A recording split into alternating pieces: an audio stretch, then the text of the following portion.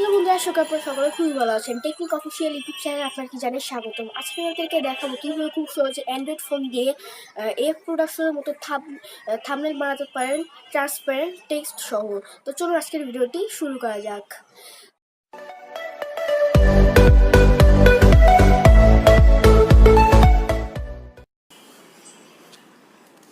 তো বন্ধুরা, আপনাকে প্রথমে প্লে স্টোরে গিয়ে 3টি অ্যাপ ডাউনলোড করতে হবে। একটা হচ্ছে কাইনমাস্টার। এখন আপনারা ভাবতেছেন যে কাইনমাস্টার ভিডিও এডিটিং অ্যাপ, তারপর আমি কেন ফটো এডিটিংয়ের জন্য এটা ইউজ করতেছি।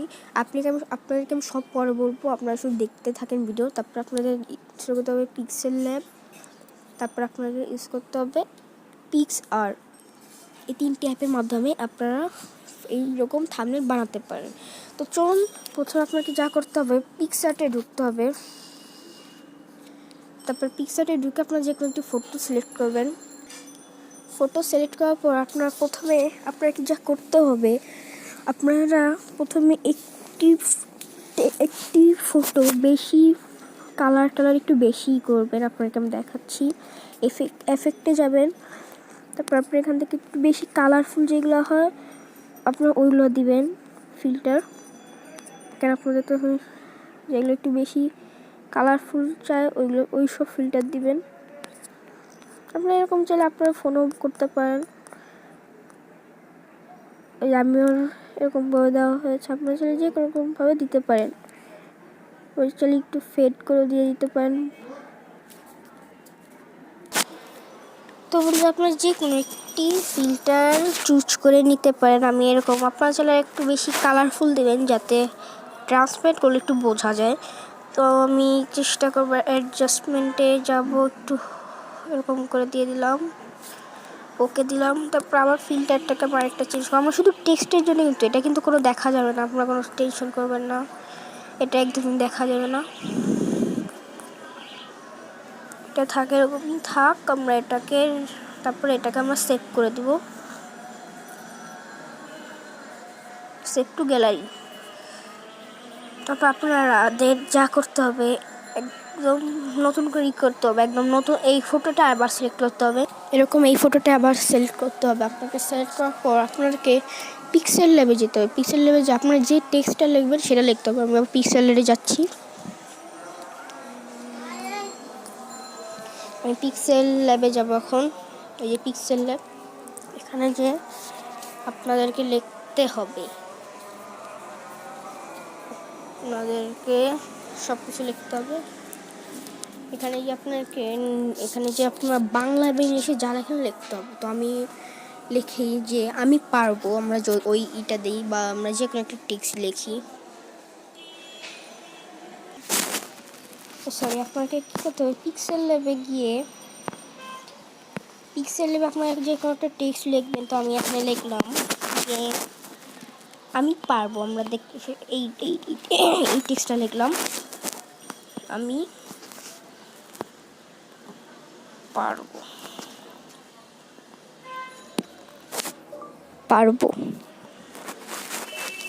হলো না, তো আমরা এখানে লিখি আমি পারবো, পারবো, এটা ওকে দিলাম। তারপর আপনারা একটু সাইজটা একটু বাড়িয়ে নেবেন। তারপর এটার কালারটা সবসময় সবুজ রাখবেন, একদম সবুজ। তারপরে ফন্ট আপনারা একটু মোটা রাখার চেষ্টা করবেন, এটা একটু মোটা হয়, এই যে। তারপরে আপনারা স্ট্রোকে ক্লিক করবেন। এটা আপনারা যে স্ট্রোক উইথ, এটা আপনারা সবসময় 6 থেকে 5, 6, 7 এই 3টা, 5 বা 6 এই 2টার মধ্যে রাখবেন। আমি 5-এর মধ্যে রাখলাম। তারপর ওকেতে ক্লিক করবেন। তারপর আপনারা এটা ট্রান্সপারেন্ট করবেন। এখন আপনারা এটা সেভ এস ইমেজে গিয়ে ক্লিক করে, আপনারা পিএনজিতে ক্লিক করে ডিফল্ট থেকে আলট্রা দিয়ে সেভ টু গ্যালারিতে ক্লিক করে দেবেন। এবার আপনাদের যা করতে হবে, পিক্সআর্টে আবার যেতে হবে। আপনার যেটা বেশি এডিট করা হয়েছে ওইটাতে আপনি টেক্সট বসাবেন না, আপনার টেক্সট বসাবেন হচ্ছে যেটাতে কোনো এডিট করা হয়নি। তো এটাতে কোনো এডিট করা হয়নি, আমরা এটাতে টেক্সটটা বসাবো যে আমি পারবো। এই যে আমি এখানে বসালাম, যে আরেকটু মোটা করে দিলাম যে আমি পারবো, এই টেক্সটটি এখানে বসিয়ে দিলাম। এখন এটা বসানোর পর আমরা এটাকে নেক্সটে ক্লিক করে দিব, গ্যালারিতে সেভ করে দেব।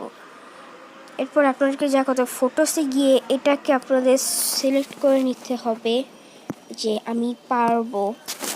এটাকে সিলেক্ট করার পর আপনাকে যা কথা যে কোনো একটি স্ক্রিন রেকর্ডের মাধ্যমে এটিকে রেকর্ড করতে হবে। তো আমি এখন স্ক্রিন রেকর্ডের মধ্যে রেকর্ড করছি, তো আপনাদেরকে আমি রেকর্ডটা কেটে আবার রেকর্ড করে দেখাচ্ছি। তো বন্ধুরা আমাদের স্ক্রিন রেকর্ড করা হয়ে গিয়েছে, এবং আপনাকে একটা কথা বলবো, আপনার সবসময় কিন্তু রোটেট করে স্ক্রিন রেকর্ডটা করবেন, নাহলে কিন্তু হবে না ভালো। তারপর আপনারা রোটেট অফ করে কাইন মাস্টারে চলে যাবেন। তারপরে কাইন মাস্টারে চলে যাওয়ার পর আপনারা একটি কালো ব্যাকগ্রাউন্ড সিলেক্ট করবেন। আপনারা হয়তো বুঝতে পারছেন যে আমি কিসের জন্য কাইন মাস্টার অ্যাপটি ব্যবহার করছি আর কি। তো আপনারা যে কোনো একটি ব্যাকগ্রাউন্ড সিলেক্ট করে নেবেন, ব্যাকগ্রাউন্ডে গিয়ে একটা সিলেক্ট করলে হবে। তারপর আপনারা এখানে যে ফিল্টারটা বেশি কালারিং করা হয়েছে ওইটা এখন এখানে সিলেক্ট করবেন পিকচার থেকে।